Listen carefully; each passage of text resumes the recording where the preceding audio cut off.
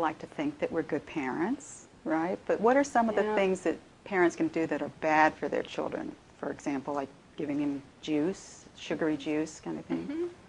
Yeah, a lot of times parents can even sort of unaware make poor choices, and that would be a perfect example of feeding them high glycemic index foods, which would include juices, which you might think, oh, well, that's better than pop, but it's still very high in sugar and low in fiber. So it's going to, certainly create that sweet tooth and could lead to energy problems as well as emotional and hyperactivity problems. Any high sugar foods are things that should be avoided in children. If you don't introduce them early on, the children really don't have as much of a need or a taste for them. So avoiding them as long as possible, certainly through infancy. Avoiding sugar and juice and things like that. So that's probably the worst thing that parents can do, is to give their kids sugar. Yeah, I'd say introducing it early on, because it leads to, in our culture, we just are filled with so many sugary foods and highly processed foods. High fructose corn syrup. Yeah, high fructose corn syrups and artificial colors and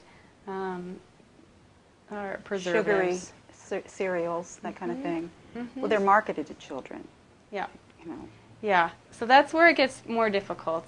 That's why I say before they're really aware of that, say from age 6 months to 3 years, you've kind of got that golden window that you can certainly more easily avoid sugar if they're not introduced to it, because they don't know.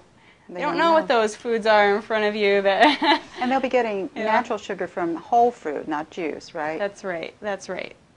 Eating, things that are higher in sugar, but whole foods is certainly a great way to introduce your child to the wonderful world of sweets. So fruits, sweet potatoes, things like that. How about honey? Honey is one that you actually want to avoid in children. I was wondering about that. Even up through, I'd say, age 2, because of the risk of botulism. Okay. There is that risk for botulism. It's a bacteria that can live and grow in honey. And the toxins that bacteria produces are highly neurotoxic. So your child would end up in the ER if they became sick with that and could die or have permanent brain damage. So avoiding honey is pretty important. Well, thank you for that information. Yes.